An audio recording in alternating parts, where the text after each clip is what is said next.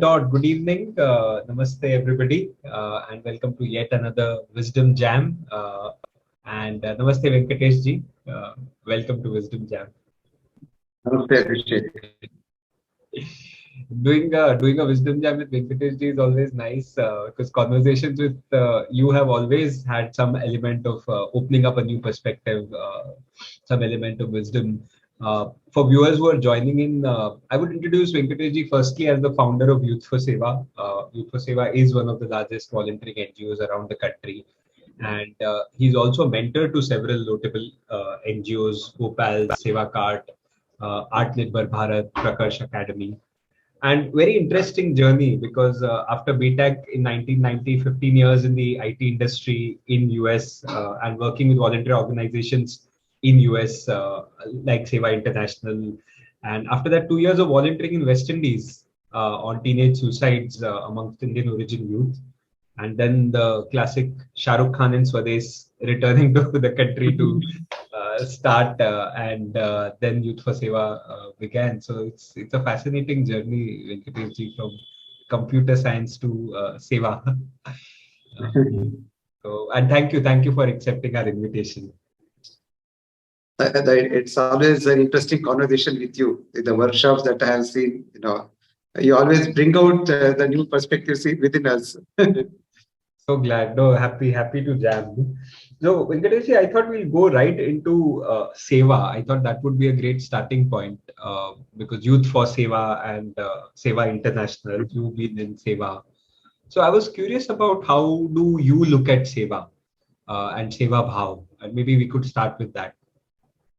Okay.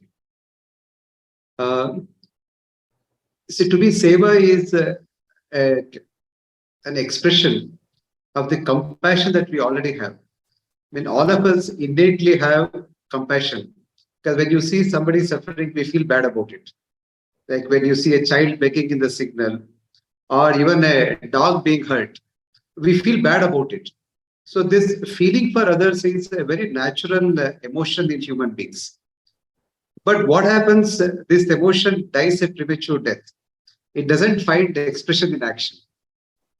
So if you can allow this compassion to express in action, that's what Seva is all about. Because the starting point for Seva is a sense of connectedness, feeling for others. That's why Swami Vivekananda said, feel, my dear children, feel for others. Because the intensity of feeling decides. If the feeling is so intense, you just can't keep quiet.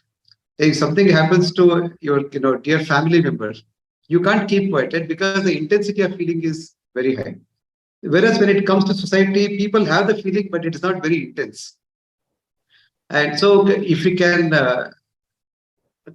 what I would say, awaken this feeling and raise the intensity level a little, and also make it easy for them to express. Because many times people want to do something, they have the feeling, but don't know where to start, how to go about it, or with their limited time, with their skill sets, what they can do.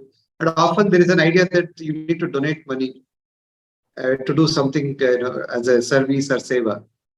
Whereas to me, seva is the natural expression of the compassion that we all have it, and just allow it to express. Don't curtail it. Don't put a brake on it.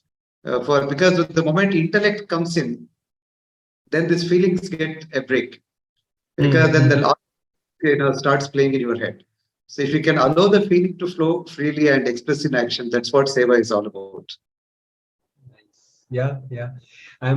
As you're sharing, I'm realizing that there is a right zone in which this feeling translates into action. If that intensity is not enough, of course, there is indifference or inaction. Right. And also, if the intensity is too much, right? When I look back at my own experience in the past, there have been times when I felt too much grief or too much anger or like extreme emotions, which also then become dysfunctional at times because overly feeling helpless, overly feeling resigned, shut down. And I'm wondering in today's generation, for example, do we have both ends of the spectrum? Because it may seem that a person is indifferent, but that indifferent person might actually be so sensitive that they're shutting off everything, and that's the source of indifference that they've. So especially when I look at the newer generation, which is actually very sensitive, If I see difference in some of them, I'm like, have they lost connection because of overly? I don't know. Is that also something that? No, it is the case with some of them because when I have seen that when some of the young volunteers went to hospital to volunteer, we work in Kidwai Cancer Hospital, and when they were interacting with children who are cancer patients, often they are overpowered by the sorrow. As you said, the other extreme of feeling, if they are too overwhelmed, you're too overpowered by the sorrow, then also you feel like I can't handle it volunteering at hospital. So the balance has to be, that's where you have to apply your intellect. When the feeling is too overpowering, then you bring in your intellect to understand the big picture and also decide where to start and how much to start. So if that is not, if you're not somebody who work in hospitals, maybe switch to education and start working there.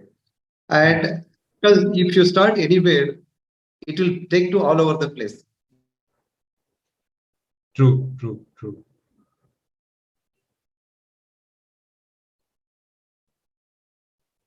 Because even if you start going to Islam, you will naturally end up getting into health also.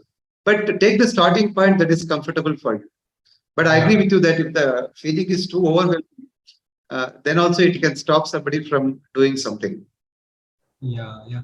No, and I think you shared something important that start with a starting point, and if you truly follow it, it will take you everywhere because everything is interconnected. So you will, because issues don't happen in isolation. Every issue is linked Exactly. to the other issue, and that's a beautiful way of thinking about a journey around the social change space in itself. In fact, if you look at the journey of YFS itself, it has been a very organic growth that way. So we started engaging volunteers in education space first. But then volunteers, when they went to school, they realized a lot of absenteeism among girls is because there are no toilet facilities and they are not educated on the menstrual hygiene. So the program got added in an organic way. That's why I said that if you are really compassionate, you can't separate the items. When you feel for the people you are serving, you starting point can be anything, but you will end up doing everything, or at least you will connect the dots. Yeah, Even if yeah. you don't do everything, you will be forced to connect all the dots in the system. So Venkatesh, equally, the voice of compassion, and then there is a voice of which appeals to the self-centeredness of people, and billions of dollars to make people feel either insecure and then buy something, or the Instagram culture where it's all about me, I am special. And I've been wondering also with myself, saying earlier I used to see it as an or, saying either you care about others or you care about yourself. Now I see more and more a balance, saying that yes, there is value to caring for yourself, but overdoing that is bad. Over caring for others at your own cost is also bad because you'll no longer be able to serve. But at the same time, I still have not fully resolved with saying that when you have so many industries systematically creating some of those needs or hooking people into things, then how do you look at it? Like, does it mean that we need to be even better organized in inspiring people to volunteer, or like, do you see it as a constructive challenge? Do you see it as something unfair? I don't know. How do you see? No, I think even if you run an industry, for example, you can still be compassionate because during COVID times we have seen people who are like compassionate businessmen, compassionate industrialists, how they dealt with the people in their factory, with the workers when there were lockdowns and there was no work, still how they cared for the people. So the seva bhav can be there. It need not be that you are in NGO. We don't have to equate seva bhav with people working in NGOs. Hmm, hmm, You hmm. can have this seva bhav, you can be a very compassionate leader even in the corporate sector. And that's what seva is, not really an activity, it's a state of mind. Do you think about the well-being of people around you? And do you prioritize that more than your own well-being? Right? That's what the definition of Tyaga. See, Swami Vivekananda said the Tyaga and Seva go together. These are the twin pillars of Indian culture. Because Tyaga here is not really giving up life, like act of sacrifice. Act of sacrifice is different than sacrifice of the value of life. Do I always think about the happiness of people around me? Hmm, hmm. That sake, can I let go some of my comforts? So that's what Tyaga or sacrifice is all about. I think this can manifest in any place. I think this is a misunderstanding that you have to be an NGO, working in NGO to do the seva work. You can exhibit this seva manobhav any place, whether in the industry or corporate. And coming to the other point you mentioned about balancing between self-centeredness and so ultimately you realize that even when you do seva or volunteering, it's coming back to you because it gives you a sense of satisfaction, the joy. That's why we always find that people who have achieved some level of success in the material life, they are more prone to come to the spiritual side or this service side because they have been there and seen it all, and they know that that's not the end of it. And initially, a poor man might think that if I get this much wealth, then I'll be happy. But when you get it and you're still not happy, then you know that this is not the end of it. There's something Right. more to it. That's why it's much more easier today because of the affluence in the society. Because at a very young age, kids are experiencing the wealth. So they also see the shallowness of it at a very young age. And what was typically a midlife crisis in our generation is actually happening at in 20s and 30s. 20s Yeah. actually asking fundamental questions like what's the purpose of life? Why do I exist? These questions were never there in our generation, especially when 30 years back and we graduated. These questions had no room in our life. But I think that's the beauty of affluence. When you create wealth, it also shows the limitations of wealth. So when you see the limitations of it, see, nothing should be condemned. There is a value for wealth. There is also a limitation. So if you understand both of it, then we can strike a balance. Yeah, yeah. No, beautifully put that. The balance, I think we're coming back to the balance as a term. I must confess that for a long time in my NGO journey, I lived with a moral high ground, and with a kind of a superiority complex of saying that, because I am an NGO wala, and I have sacrificed my life. Oh, the selfish people who are only thinking about themselves. I'm thinking about the country, and it took me a long time, personally, in my journey to value other forms of contribution, or even if I would value them, I would devalue them. It's almost like they are a lesser form, and doing this is a higher form. And I feel when we are, and coming to today's topic of culture of volunteering, from what you are sharing, I'm hearing that the culture of volunteering is not about NGOs. The culture of volunteering, like you said, is a state of mind and a spirit that goes across sectors. It's not a NGO specific conversation we're having. Would that be right to say? No, definitely, because we use the word seva, right? Seva is a how. It's not an act because you cannot classify some activities that seva and some are not seva. With what state of mind you do it, that decides. That's why I use the word seva bhav. Then it cuts across sectors. And as you said, people in NGOs have a much greater chance of developing the ego, that superiority that we have sacrificed. And that's why that ego is much more difficult to overcome. The ego that comes with wealth, education, everything can be overcome. But the ego comes, with the sacrifice, sense of sacrifice. It's very difficult to get over that ego. Yeah, And yeah. that is where the philosophy is very important in volunteering organizations. What philosophy we talk to the volunteers, and this is where culture, the symbols, icons that we use in the organization, all those things help to develop the right kind of mindset in the volunteers. Yeah, yeah. I think that automatically brings us to the culture of volunteering, and how can more and more I have realized that, like you said, if there is seva bhav, and if I'm cultivating seva bhav, to me that is a lifelong practice of deepening one's way of being, right? Like I feel it's purifying ourselves constantly in multiple Right. rounds. It's like spiritual bathing almost, right? Like you're Right. spiritually, yeah. And I think one of the struggles there, or the challenges, is this whole seva as an action and seva as a bhav. And I wondered about it because what is measurable, what is trackable, is seva as action. And say there is a old grandmother who's feeding rice to ants, let's say, Yeah. but rice to ant feeding from a seva bhav and a life perspective is very sacred, but from your impact lenses or donor driven views, it's like, oh, you're feeding ants and this is not a cause we care about. And I've Yeah. seen you straddle these two worlds quite elegantly, in the sense that Youth for Seva and you work across the not-for-profit, but also the corporate sectors, and you're able to get them to speak to each other, right? Almost like, and I'm curious about how do you hold this balance of Seva as And action? I would still say it's a struggle because, especially working with corporates, because especially these days, the way the word impact is being used left and right, and it is almost turning to be more like a weight loss program before and after pictures. If you have to show impact means capture a picture before your intervention and afterwards. So whereas social change is not that drastic process. And this is a challenge because even in the last CSR meet at Hyderabad, I raised this point that because companies spend CSR on annual basis, they want the impact also year on year. And this is not like profit or stock market price. You can measure that frequently. It depends. That's when we are forced to take up projects which can be shown like that. I can build a toilet and show before and after, or I can paint a school and show the picture before and after. These are all things that I can do materially, which are very easy to show the change. But in certain projects where we are working with human beings, change of their mind, change of their attitude, that takes a little longer period of time.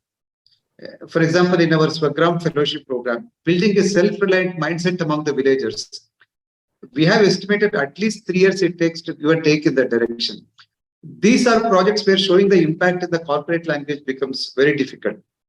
And I must admit that we are swimming against the current because the government actually is pushing the corporates in the opposite direction, making that impact report is mandatory. It should be done by a third party, and it should be very concretely measurable in numbers. So some of these things, in a way, bring structure and methods to the NGOs. That's a positive side of it. But at the same time, it can also eliminate true social change projects because you are forced to take up projects where in 1 year you can show the difference. So I don't think I have reconciled or I have these two things. It's still a struggle. But whenever I get a chance to raise the issue in corporate forums, I definitely bring it up. That please look at least 3 years as a period in which you can see the social change. And impact should not be just measured in terms of photographs, like before and after kind of thing. So this is at the corporate level when you look at impact. Whereas with volunteers, I think it's much more easy to reconcile because they are not under this kind of pressure. And in fact, volunteers love to work more with human beings. They enjoy working with children. So as we hear from many volunteers for them, seeing the smile on a child's face is what motivates me. Now, this is not the corporate language. Seeing the smile on a child's face. That's why volunteers can connect to the human transformation, human change much better than the corporate sector, which is, and they're forced to, as I say, because corporates are forced to talk in that language. They have to report it every year. So that this reconciliation, I don't think I have been able to do it with the corporate sector, but with volunteers, it aligns very well. We can really orient volunteers to think in terms of human transformation and look at the subtler aspects of social change and not just at the giving aspect. Like giving a school bag to your child is easy to showcase, but if you are giving value education to the children, or if you conduct motivational workshops to the school teachers, those are not easy to measure, but those are the ones which sustain in the long. So I think we need to balance between both types of programs. Yeah, yeah. No, I totally agree. In fact, I wanted to push this, even though it's a little digression, but I wanted to push this to wondering whether it's almost like a colonial approach to social change, which one, it gives preference to the material over the spiritual or the emotional dimensions, for example. It assumes a very linear cause effect relationship, whereas the society is dynamic and multiple things are there. And it almost to me feels like too much doership, like I did it. Like it's Yeah. almost like I have to prove that I did it when the evidence in life is that I am just a small channel and there's so much needs to happen for something to actually shift, right? So somehow for me, it feels like that deeper mindset itself doesn't seem fully So I accurate think to. the last point you mentioned, the doership, that is typically the colonial mindset. Because if you look at colonialism itself, they went to other countries to civilize the people. And there is always a sense of superiority that I am here to help others, I am here to change others. So I think that sense of doership is more the at the crux of colonial mindset. Then the linear change and all those things, they're all outcomes, the fallouts of these things. But the primary thing that as an outsider, I am the one who is going to drive the change.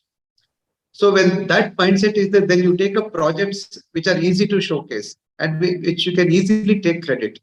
Whereas we use the word empowerment, we always talk about participatory development and then truly empowering people.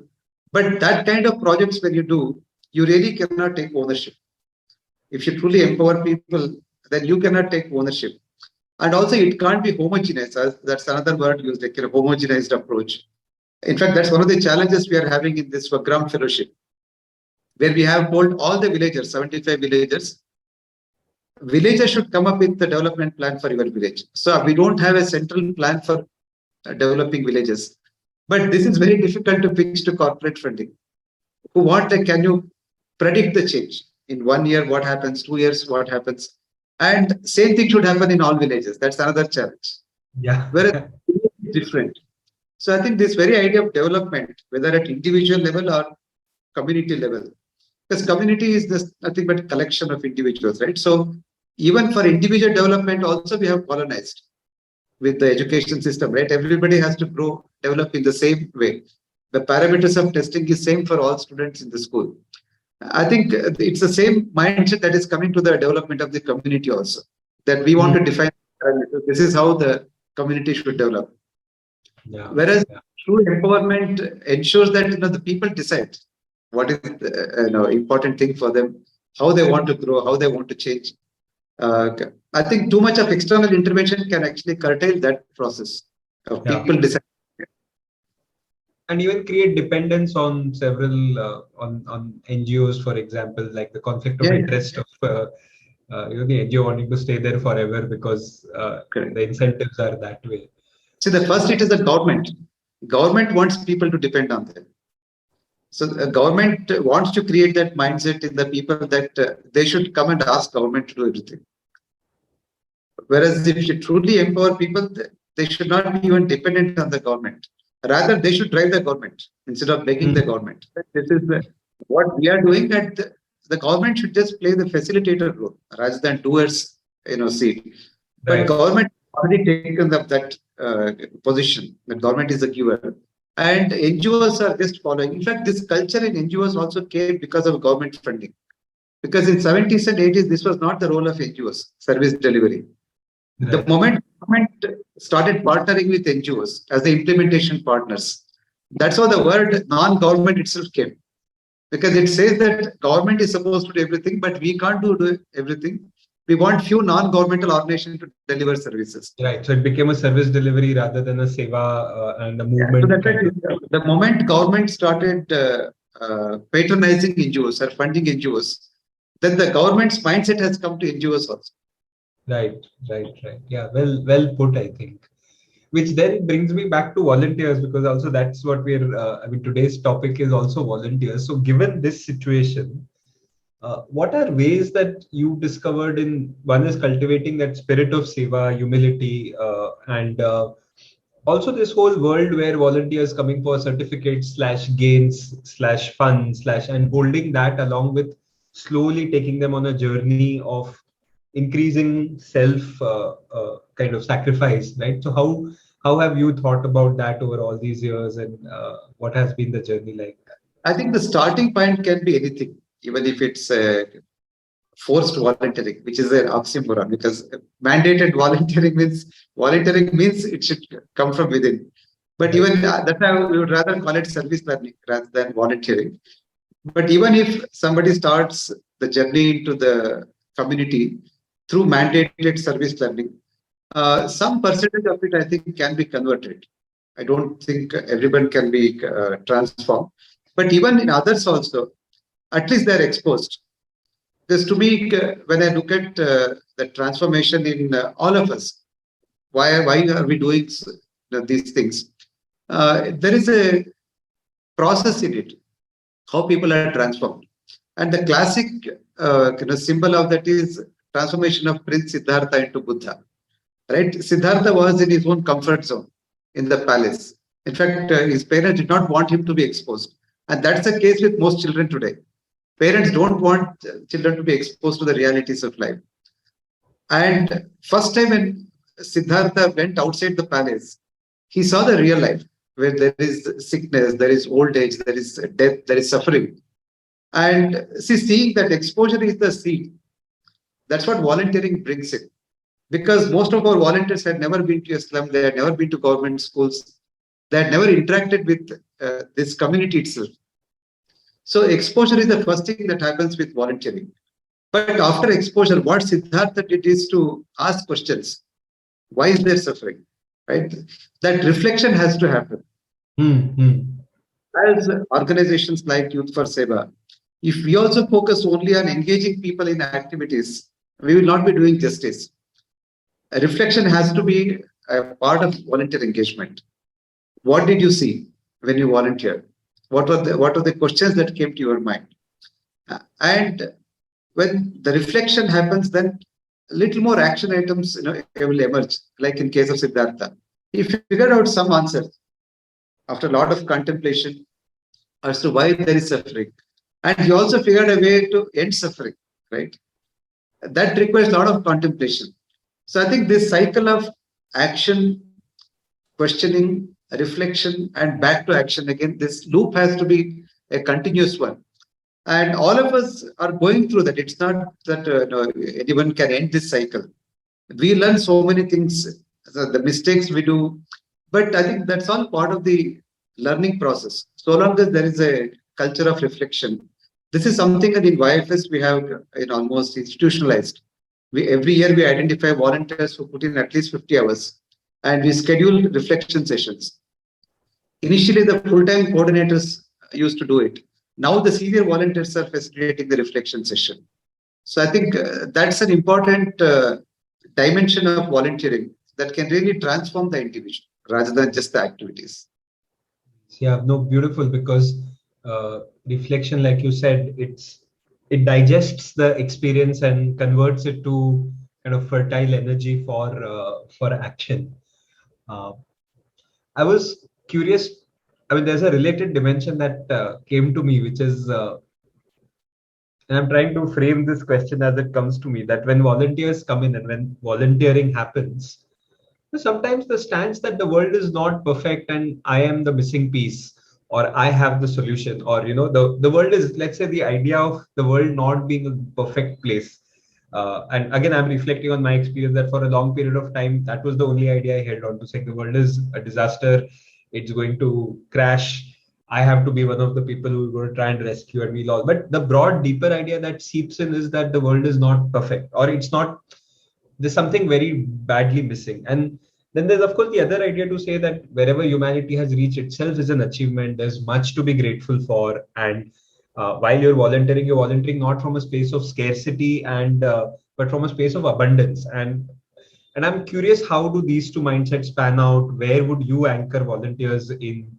And is it both? I don't know. It's not a well-formed question, but I think, somewhere there, like from where do you enter into the world, like for volunteers? I think the starting point is always with the thinking that things are not right. Things are not perfect. And also realization that maybe I can take it a little closer to perfection. That I have the ability, I have the capability to take the situation, change the situation a little closer to perfection. That is a starting point for any volunteering. But I think all of us will realize that when we look at a larger span of time, look for last 5,000 years, 2,000 years, how the society is shaping, then we kind of balance ourselves. That it's not, society is very old when it has not come 100 years back. And the fact that it has survived so many thousands years, there are a lot of good things in the society. And in the name of change, we should not destroy those good things, what has sustained the society for all these years. I think recognizing the sustainable elements in the society, that's a very important part that many times the change makers miss out. Because the first and foremost thing a change maker should realize is what not to change. Yes, Why that's a this very society powerful is quote. surviving for so many years? What is Right. that I should change when I start working in this community? Yes. Otherwise, we have a definition like initially, I remember in 2009 when we took few volunteers to tribal villages. The observation from many volunteers was, oh, these people don't have proper dress. Can we bring some used clothes like jeans, pants, and t-shirts from the city and give them and make them look civilized? So, and there are no access to hospitals. Can we do something? But then we start asking, like, but are they really falling sick? How are they maintaining that? What do Right. they do if they fall sick? So I think respecting the wisdom of the community, the resilience in the community, these things come when you think on a little larger time span than Hmm. rather than and the other dimension, I always remember Swami Vivekananda's word. He said, the world is a gymnasium. So you don't go to gymnasium to fix the instruments. You go to gym to work out and make yourself fit. Hmm. Hmm. Hmm. Right? I Hmm. think this turning inwards, that this world out there is actually a gym for me, for myself to become fit. So then the thinking, lot of it will be inward. That how am I transforming? How am I changing? And then the imperfections in the world, everything will be there, and we will do all these things to improve the society. But ultimately, how am I changing? So this turning other way around, turning Hmm. inwards can happen when you remember this line that world is a gymnasium, and Hmm. we Hmm. go to make ourselves fit rather than fix the instruments in the gym. So that is a very powerful sentence when you Yeah, yeah, look it's at. a very powerful and beautiful sentence. And even the early one, which you said that one of the first things the change maker should know is what not to change, because in the over enthusiasm, one may end up taking on things. I wanted to move to a slightly tricky or seemed like a tricky area when it comes to building culture of volunteering, which is employees and volunteers. Yeah, And most organizations have a bunch of people who are paid to do their work, and then it has yeah, a group of people who are volunteering. And there's always that edge of friction there. There's confusion, moral dilemmas about how to pay, how much to pay, what is seva, what is not, and so on. So curious, I'm sure you wrestled with this question like all of us in the space. So just wanted to open up the role of money and how do you look at people who are doing this full time versus people volunteering part time? but I think for both communities, when people who are purely volunteering without any monetary benefits, and those who are facilitating the volunteering process as full-time paid staff, for both of them, the answer lies in internalizing the seva bhav.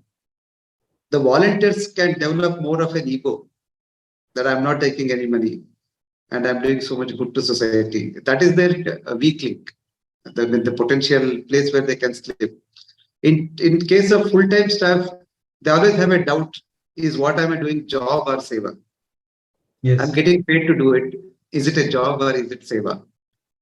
I think for both of them, if the paid person thinks that it's just a paid job, then they cannot really inspire the volunteers because they are the face of the organization. They are the ones who interact with volunteers. So they have to internalize this seva bhav that I may be taking something, some honorarium or salary to sustain myself, but that is not the purpose for which I am here in this organization. Hmm. Hmm. What is the primary purpose for which I am here? In the same way for volunteers, why am I here in this organization? It is not simply to fix the world, but it's a spiritual journey for me. Here again, I have to bring Swami Vivekananda when he gave this logo for Ramakrishna Ashram, right? Atmano mokshartham jagat hitaya cha. Jagat hita is doing good to the world, but it should be done in such a way that Atmano mokshartham, it should liberate you also. Hmm. Hmm. Hmm. This logo, a mission statement of Ramakrishna Mission. Hmm. Atmano mokshartham jagat hitaya cha.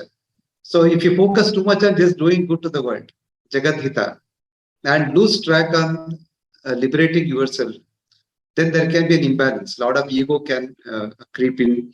And also, even in many NGOs, this line is very relevant because I have come across NGOs who are corrupt, who take commissions or give kickbacks when they get government grants.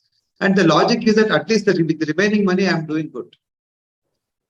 But the moment you compromise on your integrity, your values, then it's a slippery path. Is it liberating you? Is the question. Because moksha liberation requires chitta shuddhi or purification of mind. So is this act of bribing somebody, giving commission, is it purifying your mind? That's the lens with which we need to ask. So NGOs and volunteers both have to remember this, that it's not just for the good of the world, but it's for my purification also. And for the full-time staff, they have to internalize that I am here to enable seva of hundreds of people. And that's the seva that I'm doing. And I may take some salary, but that is incidental. That we should not get into the mindset of job. So it's not easy because there is a constant flow in both sectors. Volunteers also come and go. Even full-time staff also come and go. So only when both cases, whether volunteer or a full-time staff, if they continue for at least 3 years, we have a chance of instilling this mindset. So I think there's a constant that we need to do that because there is a new blood coming in every day. Right. So it has to constantly and also be held by people who've been there for the new people, because people look at each other and they follow as well. I'm curious, Venkatesh, it's a thought experiment, but it's something I've thought about several times. Like say, 1,000 people giving 50 rupees a month would make 50,000 rupees for say one person who's serving that community, and this person's totally crowdfunded to the community they are serving. And so the energy behind that money, it's not just the money, right? It is actually literally the blessings, the support. And I've wondered whether in today's day and age, do you see the possibility of creating these kind of completely janadharit sevaks who are not even employees? I would not call them employees. I would call them really like, and somehow I wondered that in our structure of society, is there 1 in 1,000 people who are willing to live at that level of sacrifice? And 50 is an example, but who are willing to live off the community and say, okay, I'll serve this community and I'll take whatever. So I'm just curious about your thoughts. Is something like this possible to be born? Does it already exist? It's possible. It's possible, and there are organizations and even communities who have built that kind of model. Only thing is we have to have patience because these things happen in an organic way. If you have planned growth model, you cannot expect both. Like if you want to grow in an inorganic way, that if I decide that I want to start next year in Jharkhand and Assam and all these places, then I don't have the luxury of going the organic route. But if you look for things to happen in organic way, see the first few years of YFS was very organic growth. We never planned. When Shobit Mathur called from US and I'm coming back to Hyderabad and want to do something. And I said, this is what I'm doing, you replicate. And he started. Someone from Delhi called and said, I really like your website and the ideas. Can I try it out in Delhi? So, but then, you are not in the driver's seat. If you have that mindset of allowing things to happen and go with that pace, then you can build an organization or a movement which is truly volunteer-driven, volunteer-centric. But another kind of model that I feel we should experiment is more of hyper-local volunteering communities. When I say hyper-local, this we could explain during COVID time. Like in our apartment, we identified the senior citizens who needed help and volunteers in the same apartment complex, same society who are willing to help. So that way there is a trust when everybody is living in the same society, right? Same apartment.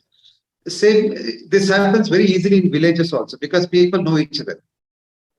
So if we can create models of hyper-local volunteering where people know each other, and whereas what you're talking about crowdfunding, it's again outsiders generally, that we raise funds to help somebody. Right. Instead, it can be driven by that community itself. If a village sets up a crowdfunding campaign, and in fact, one experiment we tried, the Swagram Fellowship is, for the school development, can we really go a little slower path, create the alumni association of the school first, and appeal to the students who studied in this school to support the school. And in 2 villages, it has really worked amazingly. Within 2 weeks, they raised the funds that needed, which initially they approached us if we can get CSR funding. Beautiful.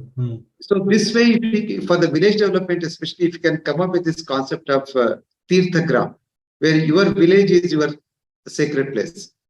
Right. In fact, That way, if you can create events in the village, which we are piloting in this Vagram Fellowship, identify at least one or two events in the village where everyone who has roots in the village will come back to the village. Nice. Yeah. Yeah. And last month, I was in a small village in Gadag district, where one person from the village who has gone to Pune, set up a factory, very successful businessman, and he is there to support the village for anything. That to me is more sustaining than more of external interventions. But I said honestly, even I must admit that we lose patience in this approach because you cannot decide the outcomes. They're not in your hand. You can only set the process in motion. Like now in 27 villages of Swagram, we have created these alumni associations. But how each alumni association will perform will vary. So we should not have this mindset of I will decide the outcomes. Only then you can go the true organic way. Organic way. And I'll just focus on the process and let the community decide what pace of growth they want and how much they will grow and what development. I don't think as an organization, YFS is there yet. But to me, Swagram Fellowship is a very good experiment in that direction, where we decide the people to decide their development and go their pace. Yeah. I think holding this balance between organic and planning and putting planning back in its place and not making it an overarching organizing model, but maybe keeping organic as the model, and then wherever planning is needed, we bring it in. I think that's what I'm hearing, that if we can put both in their right place rather than making planning the overriding I think religion. we are yet to figure out, honestly, in YFS, we are yet to figure out what is the right balance of externally funded projects versus completely volunteer-driven activities. And so that's the balance that we need to strike. I think from what you were sharing also, Venkateshji, the idea of resourcefulness was coming to me, that when you said why not have an alumni association, why not do an event? And I'm also curious about this whole, how do we cultivate resourcefulness in volunteers? Because I feel if they get that lens, then whichever situation they go in, instead of seeing scarcity, they'll see possibilities. Yes. And they'll innovate. And I think just this idea that it's not that there is scarcity of resources, but there's scarcity of being able to see the resourcefulness.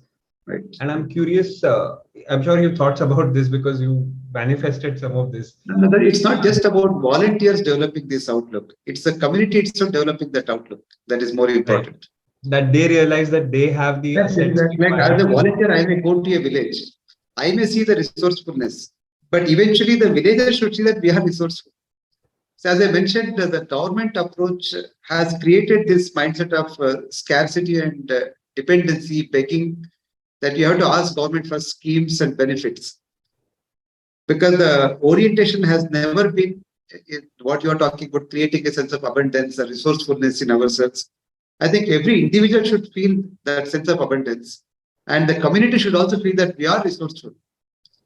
There is always a feeling that if we feel resourceful, then are we letting go the government schemes, the freebies coming from the government? So that's why it's very difficult to create this abundance mindset. Whereas on the one side, government is pushing a sense of scarcity and we are there to provide. Right. I hear you. Yeah. This is very common. When you go to village, everything they think that some scheme in panchayat should do it. Or some minister should come and help, or some businessman, some company should come and help us.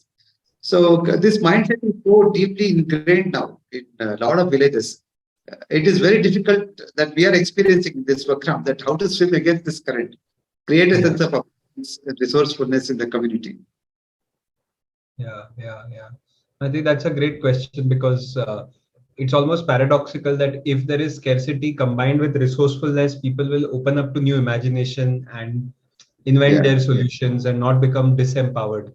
But if there's a constant supply of free, then that whole equation becomes the whole give me, and also the confidence gets destroyed, right? At some place, I feel the inner self-confidence that I can stand on my feet versus I'll constantly need favors to survive. I think people look at in villages that if you're not taking benefits, you're not being smart. The smartness lies in getting the most benefits from the government. How smart you are, the most benefits. So I think it's a mindset change what we are talking about. And as I mentioned, it requires truly a collective effort from many organizations who believe in this approach first. Because a lot of NGOs also believe that the rural development means ensuring that the government schemes reach the last Right. person. Right. Delivering government schemes to the last person is the development or infrastructure like cement roads and then water. These are all required. I'm not telling that infrastructure is not required, but the focus is not going beyond that.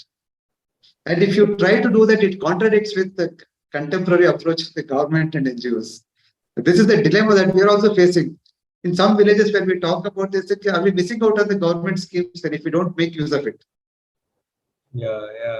But this is even the if I have challenge. enough, if I don't Yeah. take the free bees coming, right, am I losing out on something? Yes, yes. I think this is the general challenge that I'm gathering in terms of evoking a spirit of volunteering also, that it requires going counter culture in some way, that there will always be some organization giving away certificates for volunteering from in that presence to evoke Seva Bhav, or there'll always be a corporate wanting to fund and get results in that, saying that we'll go organic or long run, or like you're saying, there'll be a government willing to give freebies in that. And yeah, I think going counterculture is very tough because it takes time and it's like against And the also, course. we are not even going completely counterculture because as an organization, suppose if we decide that we will not go for CSR funds, nothing, we'll just focus on this, then it's a different game. We are trying to balance both. I Yes, think that's where the struggle is even more difficult, I would say. Trying to, if you just go with the conviction that I'll focus only on the community driven things and I don't have any targets, outcomes type of thing, which I decide the timeline, it's a very different organic yes, approach. I yes. I think think you're holding both is the even bigger struggle to walk with both. correct. Holding both things together, which are little contradictory, but in life that's what life is all about. A That's lot of times you have to put yes. apparently contradictory things together. Together. True, true. On that note, in fact, this whole conversation about balance brings me to the question of seva bhav and boundaries, right? So, I have had times in my life where I've had very little time to sleep or rest because no boundaries, seva bhav, like, and the demand for when something doesn't have a cost to it, there is unlimited demand for time, energy, right? And I realize that I'm then starting to uh, deplete myself, not replenish.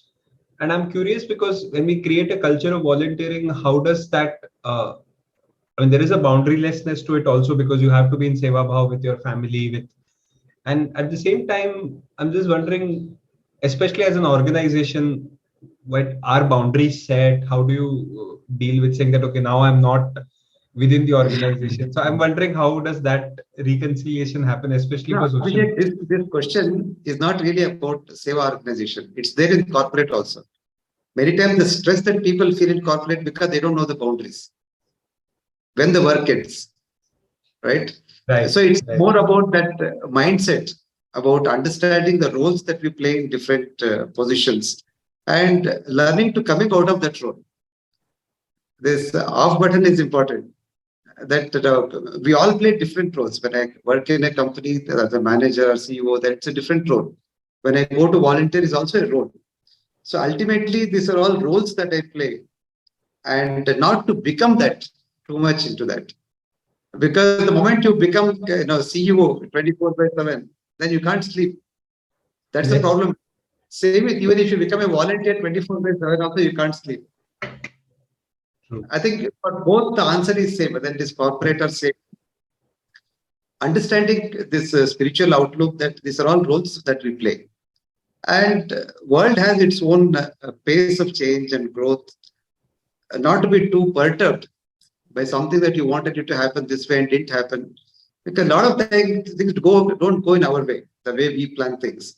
So this understanding and then ability to switch off that role, that my role ends there when I go for volunteering and come back.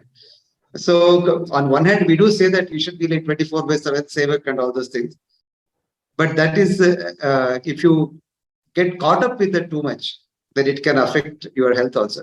As I said, it's nothing to do with volunteering only. Even corporate job or It could be in volunteer, corporate also. Yeah, you yeah, you yeah. need to come out of that role also. Yes, yes, absolutely. And I feel there are a handful of people in every society for whom it doesn't apply and they can be forever in seva. But that's always a small handful of people, not the whole society? Like, I feel there must be a handful of chosen people who can sacrifice No, and no, just. even if they're full time into Seva lifelong, successful people there also, they know how to come out of that role for some part, at least when you go to sleep. Right. Otherwise, you can't sleep. I'm telling you, if you're not able to come out of that role, your mind is always occupied. What's going to happen to this project? What's going to happen that person that Yes. you are. Yes. So that's what I mean by ability to come out of that role, not coming out of volunteering as such. But in a day, few of us at least can come out of this role. So that Yes, that in fact understanding. enhances the other part where you're Exactly. actually are volunteering and Correct. so on. Yeah, no, I think that definitely resonates with me in terms of thinking in terms of roles rather than volunteering as an all-encompassing thing. As a leader of these organizations or as somebody who's a founder, there are a lot of times heartbreaks and hopelessness and things not working out, like you said, or them taking much longer, right? I think if I look at my journey as a social worker, one marker that has changed is how long will it take? And earlier when I was much younger, I was like, it'll happen. And now it's like, it'll take its own time. I have no idea. So Okay. I'm curious about how does that work for volunteering, framing it in a way that people see hope and don't give up hope and see their victories. I mean, how does one make I that think happen? this is again, as I said, you need to hold two contradictory things together. One is patience to see the social change. Second is the sense of urgency to do things. Often, if you just have patience about long-term things, you may lose the sense of urgency.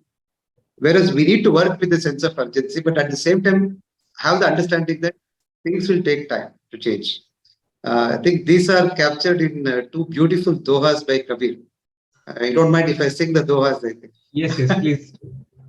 Right? In one doha, he says, uh, काल करे सो आज कर आज करे सो अब. That's how he says. In another doha he says, धीरे धीरे रे मना धीरे सब कुछ होए माली सींचे सो घड़ा रुत आए फल होए. First one he says, do tomorrow's work today itself and today's work now itself. In second one, he says, when it comes to outcomes, dhire dhire, that change will happen when the season comes. Just because you are in a rush, you put 100 parts of water, the tree is not going to bear fruit. The season has to come. I think balancing both these are important. When it comes to actions, have the sense of urgency. When it comes to the outcomes, have patience. Both Beautiful. have to Yeah. balance Both have to together. coexist. Yes, yes, yes. Yeah, I think that nuanced inculcation in volunteers would be a very important and powerful thing that. In fact, Uh, that inculcation can come through this type of living. In YSS programs, we see in Kabir Dohas. We yes, see, yes, these are the things when you make them memorize these things, it will hit you at the right moment. yes. Because especially about these two Dohas, I remember because I met a volunteer in Delhi. She told, sir, because you taught these two Dohas, I remember again and again when things don't go my way, that things that take time to bring about change. I think memorization of some of these things is part of the culture. The Yes, song, absolutely. uh, shlokas, right? Uh, and I feel we have such a rich body of songs, shloks, even thinkers and their quotes to draw from in terms of inspiration. And I think building a culture of volunteering requires us to dip into some of these right sources also, right? Like picking the right icons, their like Swami Vivekanand came up so many times in our conversation today. Right. So I think some of that also I'm realizing that how do we not reinvent the wheel, but that there is already so much we are sitting on, which is and from there choosing and bringing it to the world, right? I think that itself is also something that's valuable.